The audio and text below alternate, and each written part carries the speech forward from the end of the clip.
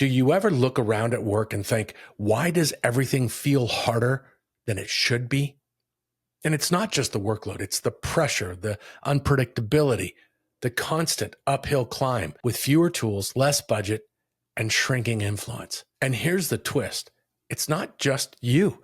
It's not your company. It's not even your industry. This is everywhere. And that's wild. Even the people in charge feel it. The VPs, the C-suite, the board. We're all playing a game with new rules, and no one handed us the playbook. The economic climate has us all playing defense, and markets have a second-guessing risk. And the geopolitical stage, let's just say it's not exactly calming anyone's nerves. So what does that mean for the rest of us? What do we do when we're not empowered, but we're still responsible? Let's be honest, most of us are waiting for someone else to fix things. More resources, more clarity, more support. But how long have you been waiting? 1 year? 2 years? Longer? It's time to stop waiting. It's time to get back into the game. And there are 3 moves that make all the difference for you as a leader. Let's get to it. Let's go back to that mirror moment. Are you waiting for things to get better? Are you waiting for more budget, more support, more clarity, more leadership? Well, I've got a hard truth for you. Waiting is not the strategy. At some point, you've got to decide. Are you going to keep playing defense alongside everyone else, or are you going to make a move? Now, I'm not saying you have to stay. In fact, some of you watching this are already burned out. You're running on fumes, and the idea of one more motivational video or speech makes your stomach turn. That's a signal, a big one. And I'm going to be very honest with you. You're not going to get full empowerment anytime soon. Not because you don't deserve it, but because that's just where the world is. So here's the first action. Make a tough decision. Do you walk away from the chaos, or do you find a way to lead within it? That question matters, because if answering it honestly leaves you feeling hopeless, it may be time to leave. And I don't say that lightly, because when work starts making you feel helpless, like nothing you do will make a difference, that's when the damage starts to set in. You see, chronic helplessness leads to trauma. It's the root cause emotion of trauma. And if your workplace is feeding that, you need to protect yourself. So yeah, sometimes the right move is to leave. And if that's you, I support that 100%. But maybe, just maybe, you still care. You still believe in the mission. You still want to lead, even if it's hard. If that's where you are, then what you're choosing is courage. And like Dan Sullivan says, courage isn't confidence.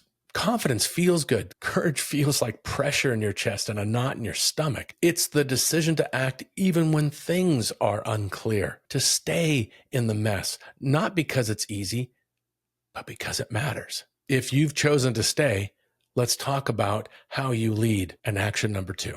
When people say they don't have enough resources, 9 times out of 10, that's not the real issue. The real issue is that those resources are being scattered, spread across too many priorities, too many requests, too many urgent demands. So ask yourself, do you have a resourcing problem, or do you have a prioritization problem? I'll give you an example. Once in my own corporate career, we had a list of over 50 different initiatives, over 50. Each project had a sponsor. Each project was labeled important. But when we stepped back and asked, what are the top 3 strategic priorities for our team? Most of the projects weren't going to make any measurable business impact. 0. That's the kind of invisible waste that kills high performance. And it's not unique, which is why I teach 5-6-7 thinking. 5% of your efforts will generate 67% or more of your results. That also means that 95% of your efforts will only generate, at best, 33% of your targeted outcomes. Most empowerment issues are the result of poor prioritization. We get sucked into 95% thinking and wonder why the most important 5% never gets done. Great leaders figure out what that 5% is and align everything around it. We call that focus. So here's a simple test for you. Can you name the top 3 priorities your team is focused on right now? And can your team repeat those same 3 back to you? If not, pause. That's your first fix. You don't need a new strategy. You need clarity on what actually matters. Your job isn't to do everything. It's to protect the most important things from the noise, the distractions, the desire to do it all. Because doing it all is a recipe for burnout. So even if the organization is confused, your team doesn't have to be. Clarity is influence, and influence is leadership. All right.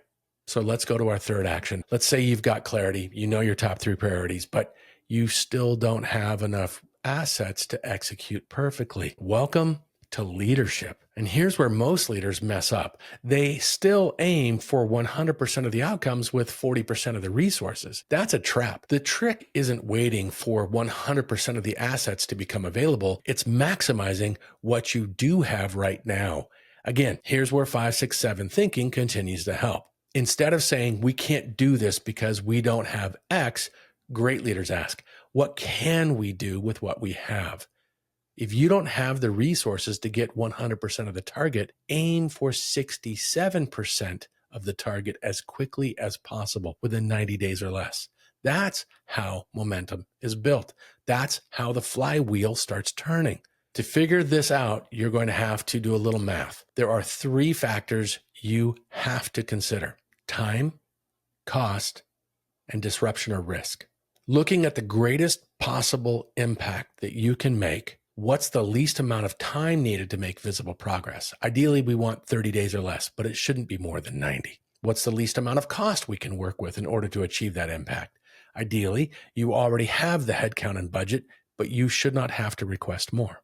And what's the least amount of risk that still creates movement? Ideally, the disruption is 0, because unwanted disruption will derail your efforts. Altogether, this translates into using 15% of your available assets, 5% for priority 1, 5% for priority 2, and 5% for priority 3 to generate wins, and leaving 85% of your assets for everything else. And as a result, you will drive priority 1, 2, and 3 toward real traction in the next 90 days. This is the logic behind the flywheel. Small wins drive momentum. Momentum builds trust, and trust earns you more runway. That's how influence works. And that's how great leaders rise. Not because they have more power, but because they use what they have more powerfully. All right, pause, take a breath. And let me ask you this. Are you stuck because you're truly disempowered, or because you're stuck in a pattern of waiting? Is your team under-resourced or just overcommitted? Are you aiming for perfect, or are you willing to just make progress? Because this moment right now might not feel empowering, but it is, because it's a moment of choice. Are you waiting for empowerment or choosing to be an influence? Are you truly under-resourced or just unfocused? And where can you apply 5, 6, 7 thinking today? Look, none of us are fully empowered right now, but great leaders don't need perfect conditions. They just need clear priorities, the courage to act, and the wisdom to use what they've got strategically. That's how you lead when you don't feel empowered. That's how you take back your influence without waiting for someone else to go first. If this hits home, I've got something more for you. You can check out a free preview of my masterclass on strategic execution. It'll show you how to cut through the noise, get to the real reasons execution breaks down, and ultimately, what to do about it.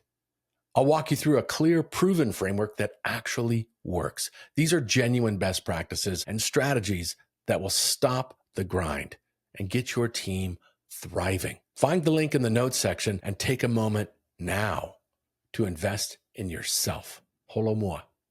Onward and upward.